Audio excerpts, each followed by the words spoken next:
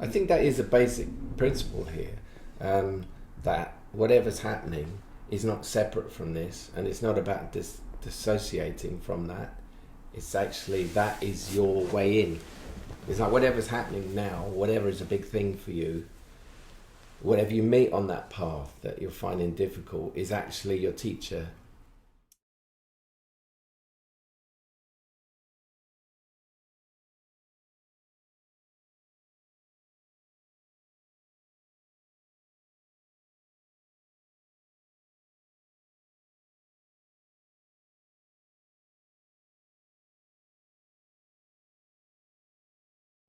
Jez, let's talk more about the group and about the inquiry that takes place within Life Beyond Personality.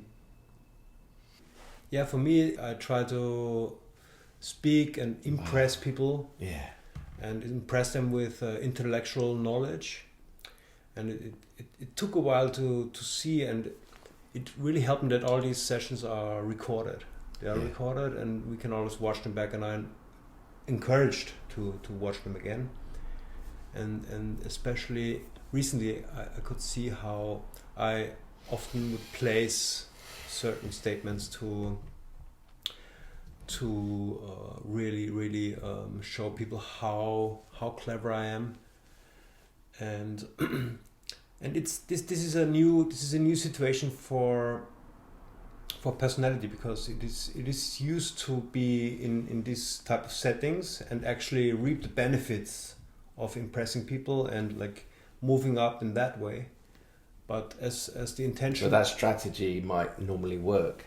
It actually does work. It does lead to problems, because further down the line, then there's problem because of authenticity. Yes. For example, in a work situation or whatever. But in the group, it's different, because it's not there so that I can prove that I'm the best, or I get the best ranking in the group. So whereas work might be. Yeah, work might be. Yeah. Life in general might be. So you're kind of almost applying a strategy for a work scenario to a non-work scenario. Surely, automatically. Yeah, but you don't just do it in work, did you? Or I mean, it's applied. I'm presuming that if it comes up in the group, it probably comes up in your everyday life as well. Sure. Yeah, but you wouldn't normally have been aware of it. Especially, I wouldn't have been aware of what the downside of that is, because that's not. What is the downside? It's not freedom. It's. Why not? Yeah, because it. Stop bombarding me with questions. It's like having to be something and really hoping that others actually gonna believe that mask. Yeah, so it's a mask. Yes, it could be an unconscious mask. Well, it's a strategy, isn't it? Strategy, yeah. It's a strategy to win and to be at the same time safe and accepted. Yeah. Yeah. And even admired. Right. So it's a kind of mixture of a kind of a pleasing thing. Because are you saying things that you think the other people would then, well, you've just said admire, so they would admire it, but they would think well of you. You actually said when we first met physically that something came up for you, that you had a kind of mask where you were trying to do that with me. Yes. Yeah. To gain. So I think what? That I'm perfectly choicelessly aware. Or right. Like that there's no personality. Right. Even that. Right. Like I try to fake it or to. Yeah. But Isn't that interesting? It's an unconscious process. Yeah. I mean, as soon as consciousness falls on it, then it becomes impossible, because it's not possible to, let's say, fake a wholesome being. You can't. No. Like, you can't do it. No. So what's interesting there was like you're basically saying your personality in that particular scenario was pretending not to be there. Yes. Yeah. You try to like... Because the personality thought that's what I would like, and therefore I would then like you better. Yes. Yeah. It's not the only reason. The other reason is that like the personality wanted to actually experience itself the enlightenment, or to experience By faking it. like try to... No, but do you see what I mean? By acting as if it was there, by faking it, it was trying to experience it. Yes. Yeah. I mean, it's such a wily, incredible machinery, isn't it? Yeah. I mean, already, just by the little we've said so far, it's just all these games and strategies. It's just amazing. And again, I want to stress at this point, like, at no point, I hope you never felt, I mean, not in the group or with me, there's no judgment of any of that. There's no like, what an idiot for doing that. You know, it's more like, that's an interesting strategy, you know, isn't it? Why would you be doing that? And I wonder what it gets out of that. That's the inquiring mind. There's no judgment in it. There's assessing and seeing with a capital S, but not like the personality would be saying, I did that and I shouldn't have done that. I was an idiot for doing that. That would be personality. So this is this openness we're talking about, like whatever is there is seen. Yeah, this is the exceptional circumstance of this group and of potential sessions with only you, because you don't get it anywhere else. You don't get it anywhere. At least I didn't get it anywhere else, even though I was dedicated to have extremely open and deep conversations with friends and with family. Yeah. All my life, but nonetheless, you don't like. You could never get that amount of openness because it requires mastery in a way. Like when personality is there, it's still gonna do its thing. So even if it's subtle. I don't have any investments either way with you being like that or not like that. The only criteria is whatever's going on is seen. And the reason I'm like that is because that's how I had to be myself with my own inquiry, and it led to the shift. And the shift is the disidentification with personality, which means that those, for example, judgments of that kind wouldn't be there. I mean, I'm making a distinction now between like assessing something or a judgment. So assessing something is like choices when it's seeing it fully for what it is.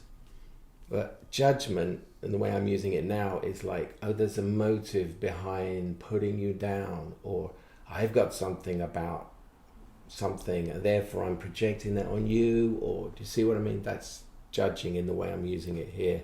So what you're kind of describing or feeling in the group is like an arena in which all of that is not basically operating. So, absolutely, yeah. and even stronger so in the one-to-one sessions, because the group is just not a stage where you can go into like everyone's depth. I mean, individual depth. Yeah. So this is something that was very, very valuable to me. For example, in the situation of my relationship, because I couldn't figure it out. It didn't help to just say, yeah, let it go, move on. That's not the right thing. Get a new relationship. I tried that, but it wasn't good enough. This extremely deep pattern was repeating in my life, and I couldn't, like, none of the things were good enough. I couldn't say I'm gonna leave that relationship. I couldn't say I'm gonna like commit fully to it. I had to choicelessly see what is going on there. This was So it held a lesson for you. Yes. There was something it could teach you, and you needed a way of finding what that was. Is that right? Absolutely, yeah. Yeah. So how did that happen? It happened in to a large extent in a session that we had. Right. Yeah, I should make it clear. It was a while ago now. It's a more than 1 year ago. Yeah. Mm-hmm. But it was a pivotal thing for you. Is that right? Yes. Yeah. Mm-hmm. It was like, you know, here you are walking along your path and you've hit this obstacle, and it's like you couldn't go around it, you couldn't avoid it. You had to kind of crack it open to get what it needed to give you. Is that right? Yes, that's it. Yeah. That's the one angle that really does the trick. Mm-hmm. As opposed to saying, yeah, just try to enjoy life as well as possible before it's over. It's much better to take the lessons, Yeah, and really understand them and dive deep into them. And I think that is a basic principle here, that whatever's happening is not separate from this, and it's not about dissociating from that. It's actually, that is your way in. It's like whatever's happening now, whatever is a big thing for you, whatever you meet on that path that you're finding difficult is actually your teacher.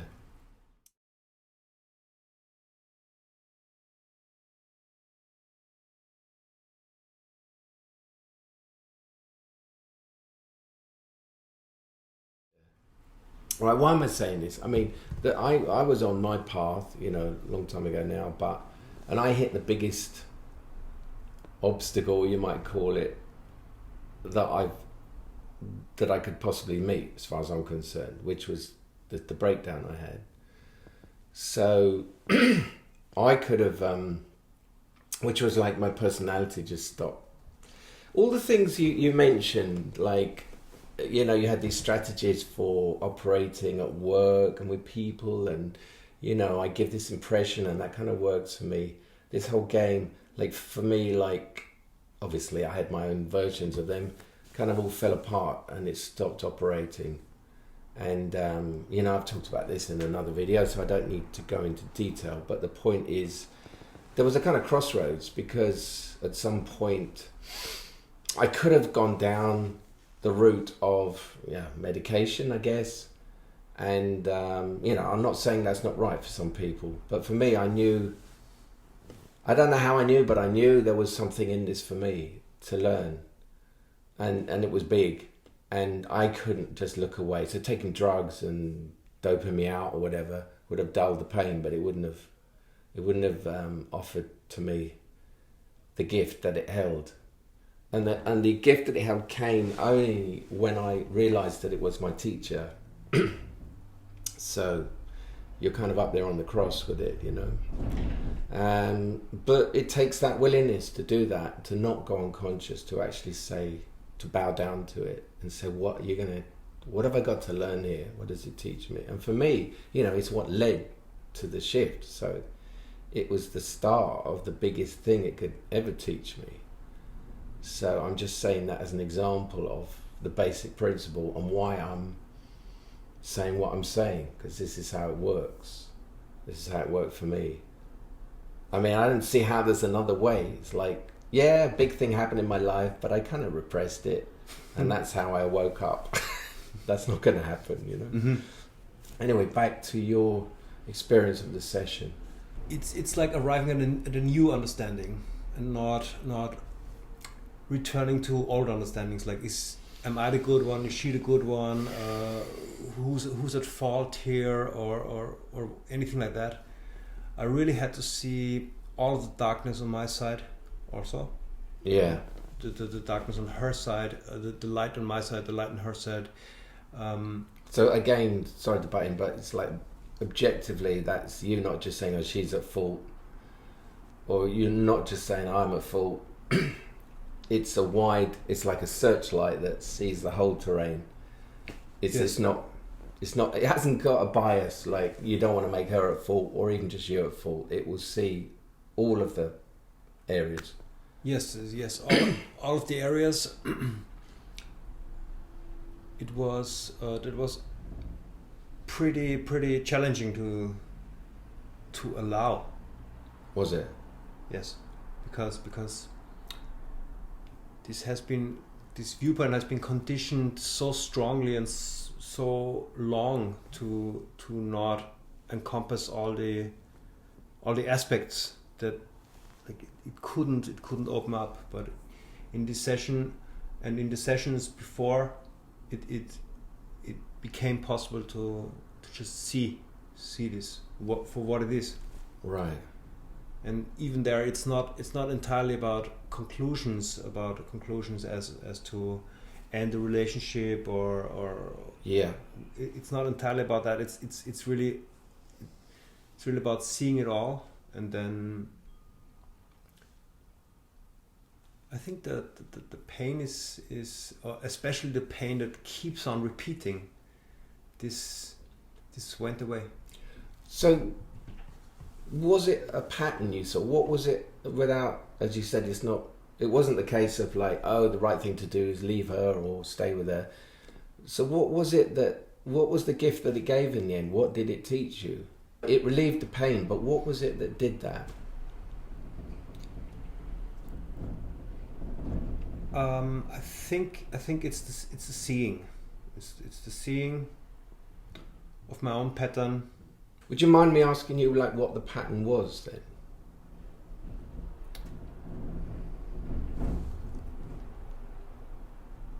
I would say the pattern was to make up for something that I didn't get as a child. So what was it from your wound that you were playing out with her, do you think?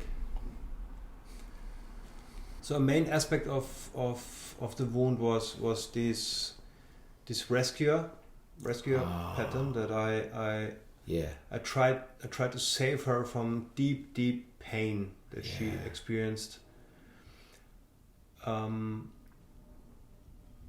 as I got transported from my mother, like how my mother I basically intrinsically had this knowledge of how my mother suffered in her own marriage, but also as a kid. Yeah, so you took on, or your personality took on a kind of role of rescuing your mum, or a kind of dynamic in which that was an aim that you were trying to achieve.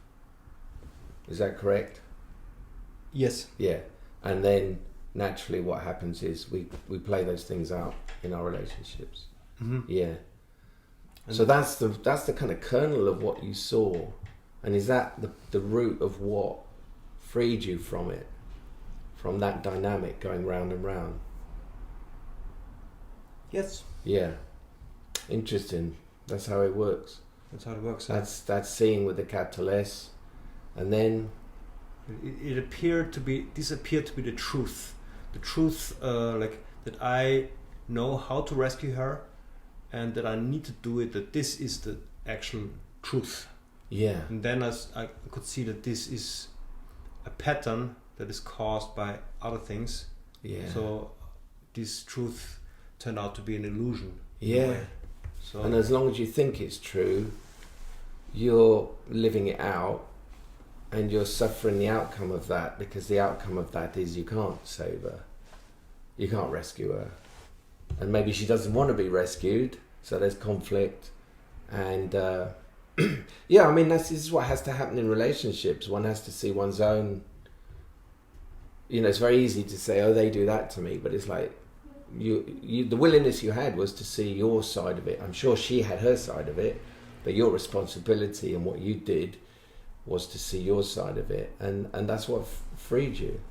So it's a really good example of the kind of what happens. I mean, what I couldn't do, and I think that really is the role of the whole sessions. Yeah, is to see that, because my pattern of this conditioning was too strong, and I couldn't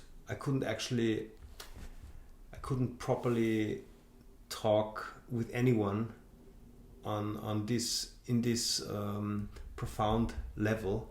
Yeah. Without a lot of judgment coming in or a lot of support. Opinions. You know, like either they support me and say, yeah, this is really whatever. Yeah.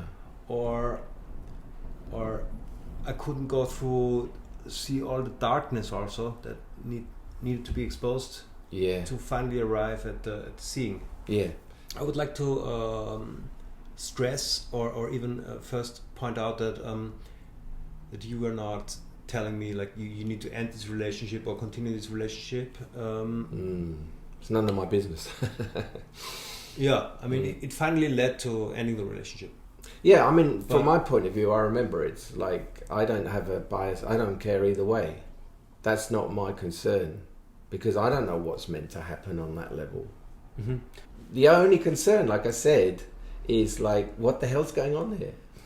Because that's where the freedom is, you know. Yeah. That's so simple, but yeah, hidden. Yeah, but in the group, it's a similar thing. Although it's not quite so focused on one particular. If somebody had a problem, we go into it to a level. But because it's a kind of group, there's an understanding that everybody gets a kind of, you know, it's not all about one person. That's a different thing.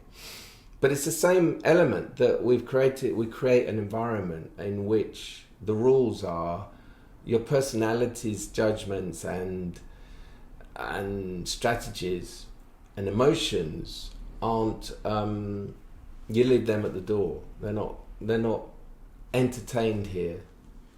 Within the group, it's like you're learning to swim, meaning you're learning to operate in that way with yourself and even with others. Yeah. And then you take that knowledge out into your life and into the world. And you know it works because you've seen it work, you've felt it work, and you start to trust it. And it gives you a kind of trust that you can go out into the world and, okay, people are not going to be as open and unpersonality led as they are in the group, but I can be. So it's learning, it's you learning that you don't have to come from the personality out there. And if you do, it's fine, but you will see that mask being put on that wants to please someone, or you will see it, and then you won't judge it. But just as with the situation with your girlfriend, if something is seen, it starts to lose its energy. We are really always taught to not investigate this stuff and not question that stuff because it doesn't lead anywhere. I think that's really the novelty of your approach, because this is really the status quo. Is work is like that because that's the only thing we have. Family is like that because it's the only thing we have. I'm prone to bursts of anger. That's the way it is. Just to really put the finger there where it hurts and then open the wound and look at it and look at it together and even in a group. Yeah. This is really this is the. So the conditioning out there from the group personalities, don't look at it. There's no point in looking at it. Yeah, stop complaining, make the best of it. Get on with it. Yeah. But here it's like, it's used. Everything is used. Everything is used to sort of as a feedback.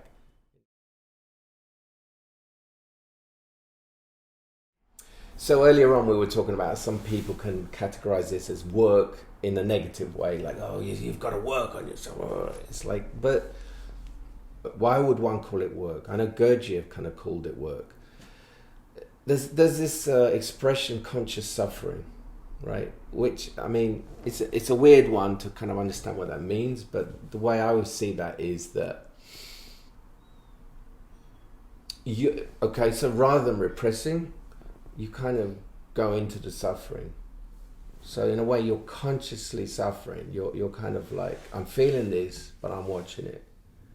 So in the same way with the situation with your ex-girlfriend, You didn't repress it. You went into that situation and it delivered you out of it. And the end result was, well, I don't want to put words in your mouth, but we did mention freedom from it earlier on. I mean, someone in the group was also saying joy. Because to be freed of something that's holding you down kind of releases you into the joy, the natural joy that we have, I would say. So although you may say it starts as work, if you want to call it that, but it's not work in the sense of drudgery or let's just get this over, because of what it delivers. And it delivers whatever it needs to teach you, or whatever pattern is kind of playing out. It gives you understandings about yourself. You know, this is all just positive, joyful outcomes. What we're talking about is a return to joy, which I say is like part of our natural states. Yeah, but in this respect, it is work, because this one has a lot of pull. The old way of viewing things and solving things and dealing with things. It's got a very strong magnetic center. Yeah. So like to actually get away from that on a long term requires conscious suffering, one could say. That's it. An application of that choiceless awareness and the willingness to look at it. But I guess what I'm saying is the outcome is the release of the joy that's being blocked by that pattern. So it's not like, in a sense, it's not in the future. But if you have joy inside you, but it's not, if it's shrouded and obscured by the patterns. So it's just a case of unobscuring it, removing what's obscuring it. And that is a kind of delusion. That's what's being removed. The delusion that truth, as you called it, of that pattern is true. You thought you had to, even if it wasn't conscious, and it probably wasn't, you had to rescue this girl, and you had to rescue your mum. I mean, there's a higher truth than that, which is that it's not your place to rescue her or even your mum in the original scenario. So that involves a confrontation for you of your relationship, a primal relationship. Mm-hmm. Yeah. Which involves you letting go of your mum, in a sense. True. And you see that, and in doing that, you actually love her more. That's an expression of love. It doesn't mean you let go, you leave her, you don't see her. It means you're allowing her to be what she is. Yeah, beautifully said. Yeah, and in a way, that's all I'm doing in the sessions. To bring it full circle, that's what I'm kind of doing with you.